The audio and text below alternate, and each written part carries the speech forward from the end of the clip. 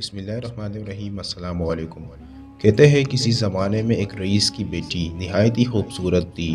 ایک دن اس کی بیٹی اچانک سیڑھیوں سے پھسل کر نیچے گر گئی اور اس کی کولے کی ہڈی کا جوڑ اپنی جگہ سے ہل گیا۔ بیٹی بہت ہی پردےدار تھی، وہ کسی کو بھی اپنے جسم پر ہاتھ لگانے نہیں دے رہی تھی، جس کی وجہ سے وہ دن بدن کمزور سے کمزور ہوتی جا رہی تھی۔ علاقے کے بے شمار ایسے طبیب آئے جو دعویٰ کرتے تھے کہ وہ ہاتھ لگائے بنا اس لڑکی کے کولے کی ہڈی کو جوڑ دیں گے، لیکن کوئی بھی طبیب یہ کام نہ کر سکا۔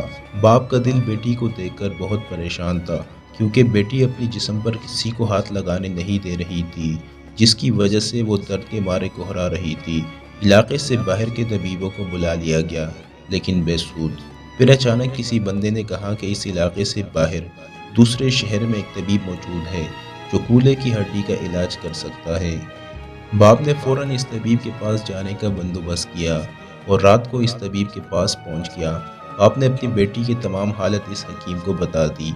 حکیم نے اس کی بیٹی کے کولے کی ہڈی کا علاج کرنے کی حامی بھری۔ حکیم صاحب نے ایک شرط پر علاج کرنے کی حامی بھری کہ آپ مجھے اس ملک کی سب سے موٹی اور بڑی گائے لا کر دیں گے۔ اس پر باپ رضامند ہو گیا اور بہت سارے پیسے خرچ کر کے ملک کی سب سے موٹی اور بڑی گائے خرید کر لایا۔ اس نے وہ گائے لا کر حکیم صاحب کے حوالے کر دی۔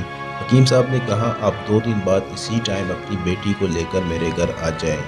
باپ نے شکریہ ادا کیا اور چلا گیا۔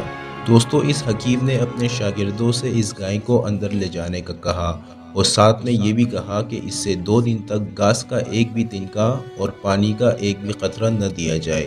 شاگرد یہ سب سن کر حیران ہو گئے، لیکن وہ اپنے استاد کے حکم کے آگے مجبور تھے۔ 2 دن تک گھاس نہ کھانے کی وجہ سے اور پانی نہ پینے کی وجہ سے گائے بالکل کمزور ہو گئی۔ وعدے کے مطابق 2 دن بعد رئیس اپنی بیٹی کو لے کر حکیم صاحب کے دربار میں حاضر ہو گیا۔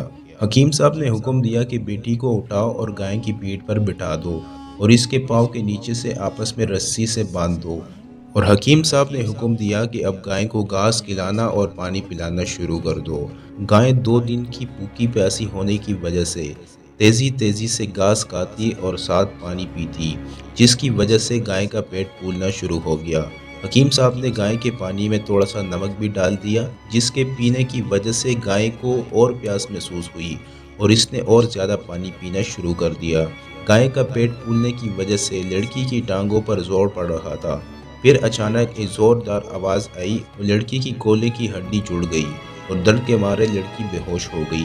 حکیم صاحب نے اس کے باپ سے کہا کہ لیجیے آپ کی بیٹی کی ہڈی جڑ گئی، جس پر باپ نے شکریہ ادا کیا اور حکیم صاحب نے نذرانے کے طور پر وہ گائے رکھ لی۔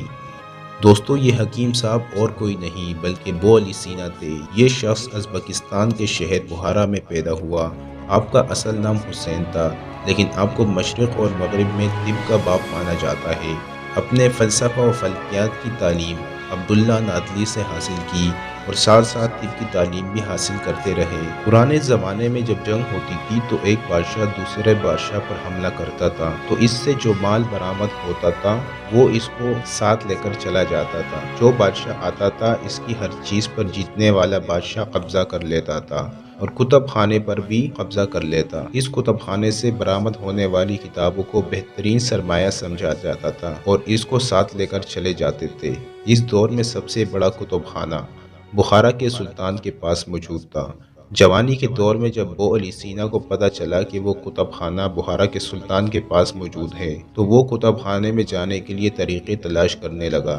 اس کو کہیں سے پتہ چلا کہ بخارا کا سلطان ایک ٹانگ کے مرض میں مبتلا ہے اور بادشاہ نے اعلان کر رکھا ہے کہ جو میری اس بیماری کا علاج کرے گا میں اس کو منہ مانگا انعام دوں گا۔ اس نوجوان نے اس بیماری کو حل کرنے کے لیے حکمت پڑھنی شروع کر دی اور سلطان کے پاس چلا گیا اور دعویٰ کیا کہ میں آپ کی ٹانگوں کی بیماری کا علاج کر سکتا ہوں۔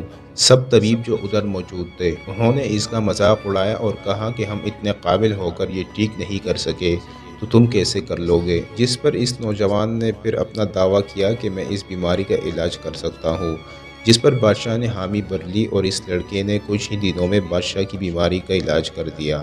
اب سلطان اپنے دربار میں کھڑا ہو کر اس لڑکے سے کہتا ہے کہ مانگو کیا مانگتے ہو؟ اس پر اس لڑکے نے جواب دیا کہ میں آپ کے کتب خانے میں 1 سال گزارنا چاہتا ہوں، جس پر سلطان رضامند ہو گیا بو علی سینا کی ذہانت کا اندازہ اس بات سے بھی لگا سکتے ہیں کہ وہ 1 سال میں پورا کتب خانہ حفظ کر گیا۔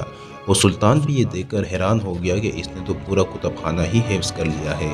اس سے نکلنے کے بعد بو علی سینا نے ایسی کتابیں لکھی جو رہتی دنیا تک یاد رکھی جائیں گی۔ دوستو، ان کی حکمت پر ایک اور دلچسپ قصہ مشہور ہے۔ ایک دفعہ بخارا کے سلطان کا بیٹا عجیب و غریب بیماری کا شکار ہو گیا۔ شہزادہ احساس کمتری اور نفسیاتی مریض بن چکا تھا۔ ایک وقت ایسا بھی آیا کہ اس کو بیماری نے پوری طرح سے گھیر لیا، یہاں تک کہ یہ اس بیماری کا شکار ہو گیا تھا کہ یہ اپنے آپ کو ایک گائے تسلیم کرتا تھا اور اکثر دوسرے لوگوں سے کہا کرتا تھا کہ مجھے ذبح کر کے میرا گوشت کھاؤ، میرا گوشت بڑا لذیذ ہے۔ سلطان اپنے بچے کی یہ حالت نہیں دیکھ پا رہا تھا۔ اس نے بو علی سینا سے التجا کی کہ آپ میرے بچے کا علاج کیجئے۔ آپ نے علاج کی حامی بھری۔ آپ شہزادے کے پاس گئے اور اسے کہا کہ ہم تم کو ذبح کرنے والے ہیں۔ شہزادہ بہت خوش ہوا اور بو علی سینا نے دوسرے لوگوں سے کہا کہ اس کے ہاتھ پاؤں پکڑ کر باندھ دو، کیونکہ ہم اس کو ذبح کرنے والے ہیں۔ بو علی سینا اس کے سامنے چھری تیز کر رہا تھا اور ساتھ ہی کہہ رہا تھا کہ آج ہم تمہارا گوشت کھائیں گے۔ اور پھر جب وہ اسی کے پاس آیا اور آ کر کہا، یہ تو بڑی کمزور گائے ہے، اس میں سے تو گوشت کوئی نہیں نکلے گا، آپ اس کو کھلا پلا کر موٹا تازہ کرے تب جا کر میں اس کو ذبح کروں گا اور اس کا اچھا خاصا گوشت بھی نکل آئے گا۔ جس پر ان شہزادے کو یہ احساس ہوا کہ اب اس کو ذبح ہونے کے لیے زیادہ خوراک کھانا پڑے گا، لہٰذا وہ دن رات کھانا کھانا شروع ہو گیا۔